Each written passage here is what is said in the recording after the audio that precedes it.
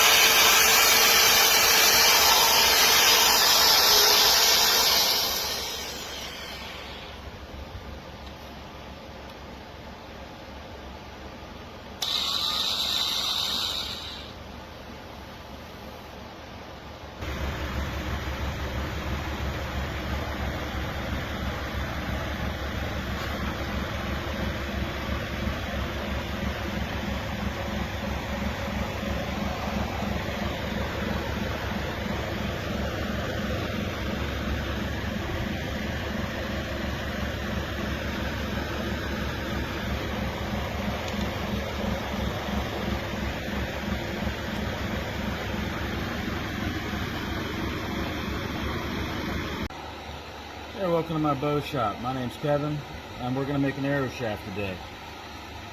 I've got this 2x4 that I've ripped into arrow shaft blanks. They're about a 1/2 inch by 1/2 inch. And I picked this 2x4 because the ring structure was fantastic. Lots of good straight lines going down that 2x4. And the rings are fairly close together. All signs that it will make a great shaft. Plus, it's really stiff. So, I've got my 36 grit ceramic sandpaper on this belt sander, and I'm going to show you guys how I do this, because I do it pretty much by hand, except for the belt sander.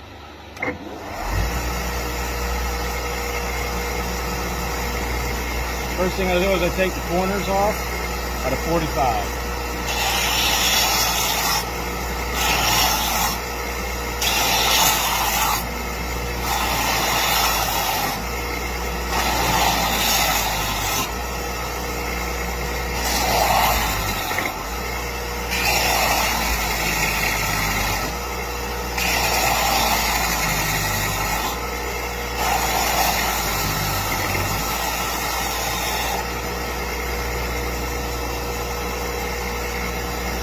Alright, so now you can see we're getting less rectangular and more rounded.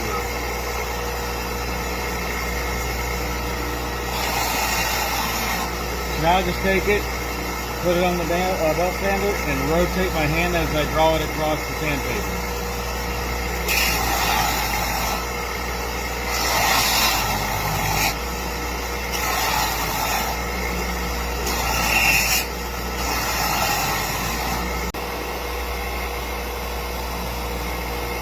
After rolling it across the belt sander, just using this motion right here, putting pressure with this hand and using this hand for control, I now have a circular end, but only this little bit. The rest of this is very square. Now I'm just going to switch and use this end for rolling it and this end for pressure.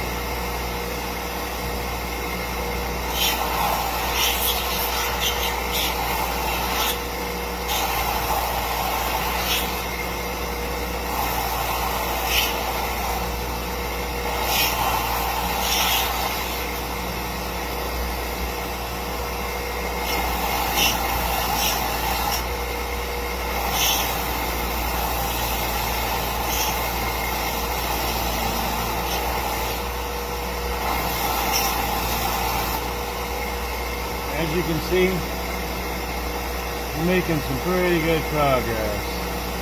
Let's have this end right here to fix up, and then I'll be looking at a round shaft.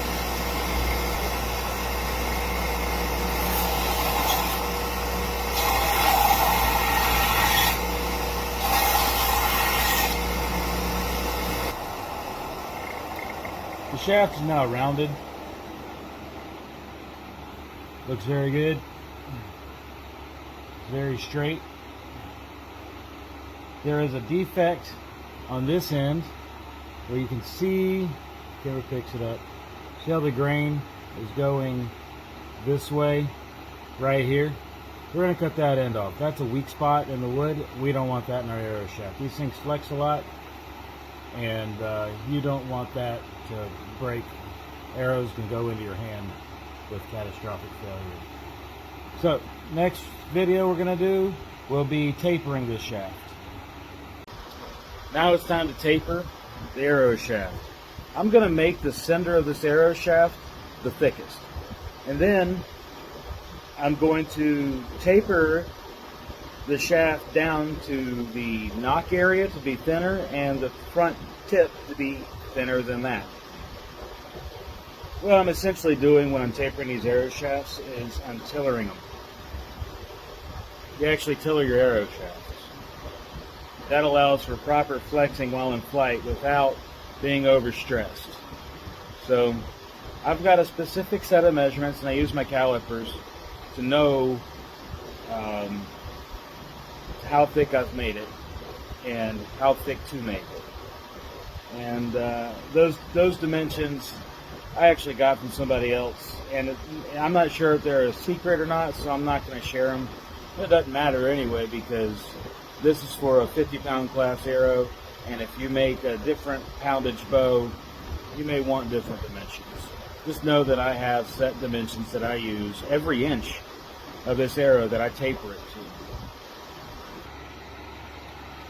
So, I got my arrow shaft here. This is the center where I'm going to want it to be the absolute thickest. Got my calipers here. Just going to take a reading to see where I'm at right now. And I'm approximately 100 thousandths thicker than I need to be. So I'm going to put it on the belt sander and just do what you've already seen me do. Roll it across the belt sander and thin it down right here in the middle. Alright, I've run the belt sander on this, and I'm taking my measurements here, and I'm twisting the arrow shaft in there to measure my roundness as well, because the arrows, you're doing this by hand, you don't land it very round. Now here I'm off by about, honestly I'm only off by about 7/1000 of an inch, which is pretty good, if I may say so myself, and I do. But I'm still about 40 thousandths too thick, so I'm going to do this again. Actually, scratch that. What I'm going to do is I'm going to make the whole shaft that thickness, because that's the thickest part of the shaft. Then I'm going to switch my sandpaper up to a thinner grit or lighter grit, so that any errors I make will be less, and it'll leave a more polished finish on the arrow shaft, so I won't have all these rough feathering tear outs from using the sander when I get to final dimension. I'm running my thinner grit sandpaper there. I've got this dowel now, this arrow shaft, quite cleaned up. I'm using my calipers here, measuring my dimensions, and checking for areas that are out of round. I'll allow for a few thousandths out of round, but I don't want to be more than 10 thousandths out of round. That'll make a difference in the arrow's spine. But I'll find the thickest part of the arrow,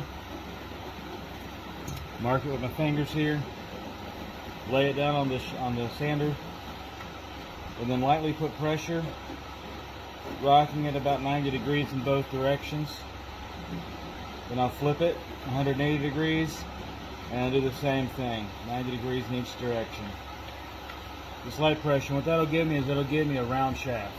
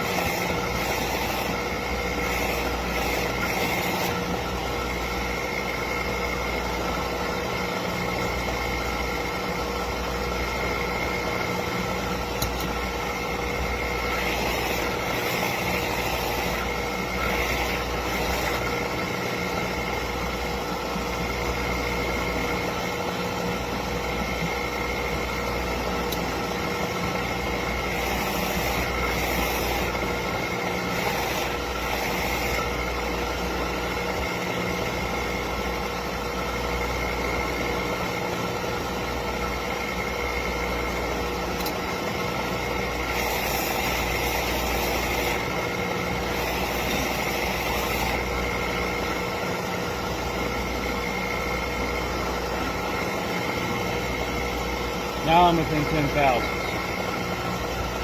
Let's see if I can show.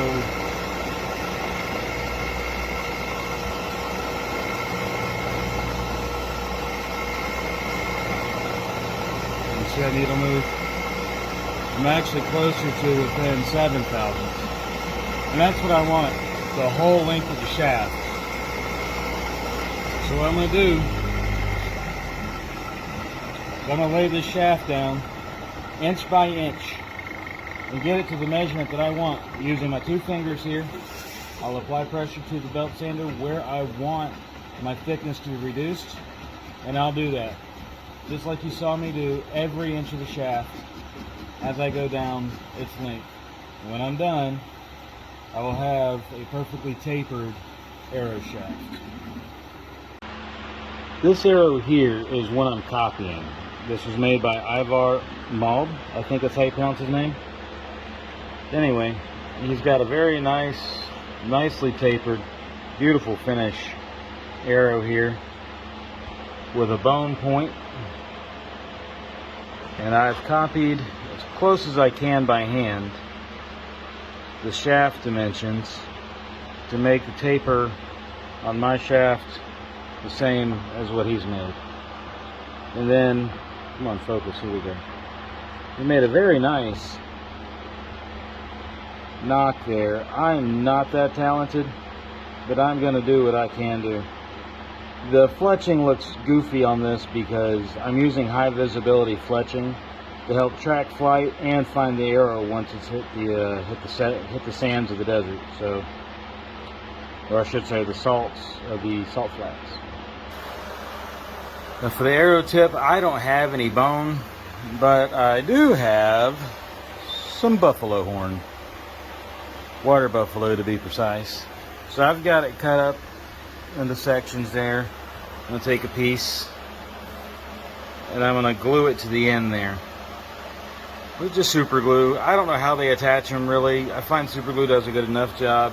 I imagine they probably do some fancy stuff where they put a dimple or a hole in the tip there and then turn this down so that it slides in, and they do some fancy joinery. I'm not all about that. I don't have all that. So I'm just going to glue it to it and call it good. Alright, super glue is dry, and for those of you wondering, this is what I use. Loctite professional quality super glue. It is really good stuff. I'm going to fire up bandsaw, or belt sander here. And I'm just going to twist this arrow in my hand, putting pressure on the tip only to round off the tip.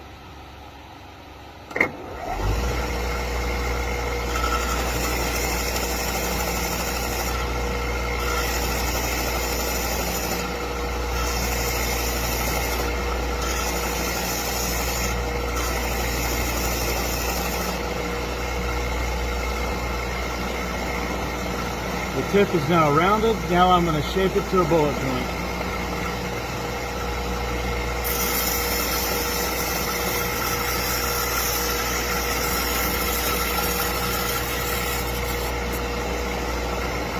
Just like that, we now have a bullet point tip. I still need to make the knock end of this, so we're going to get into that next. Grain orientation is critical when it comes to doing a knock and an arrow. You want the grain to go up and down and the knock to go left and right. Basically, you want the grain and the arrow knock to be 90 degrees to each other to prevent split out. All right, I'm now at the bandsaw. I'm going to run it down that line and stop where the line ends right there. That's going to cut the knock. Then I'm going to go in there and dress it up with sandpaper to make it the right width. There it is cut. Now I'm going to take that folded piece of sandpaper and run the edge down the inside of that thing to open it up and smooth it out. Alright, so the knock is cut, cleaned up, trimmed out, etc. To strengthen the knock to help keep it from splitting out, it's good to take a piece of string and wrap it around. But I go a little further, and I like to do a figure X pattern inside my knock. What that does is it gives the string of the bow something to impact other than the wood of the arrow, and I feel like that helps strengthen it. And then I do my wrap, and then I'll soak that in super glue, and I think we'll be done. So here we are, finished up. I will fletch it when I get to the shoot that I'm going to, because I have to pack these in a case, and the case will mess up the fletching. There's three arrows total that I've made. This one is the one we just finished, and I've weighed it. It weighs 200 grains, which is within 5 grains of these other three.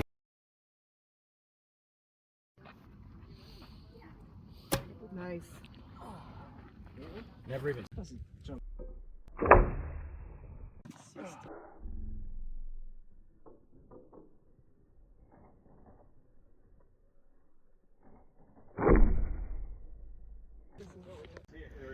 A little higher. That's good. Back. Just focus on getting it all the way back. Back, back, back, back. Good. Back, back, back, back. Looks good. Back, back. Good. Very nice, son. Back, good. Back, back, back. Good. Oh, that was a good shot.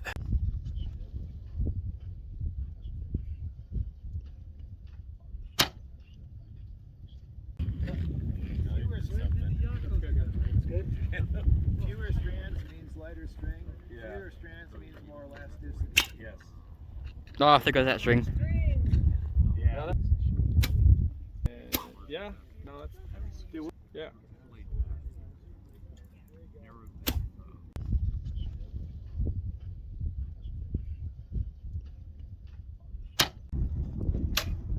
Yeah, that's good. Higher, higher. There you go. Outstanding shot. Higher. Good. Excellent. Good. Good shot.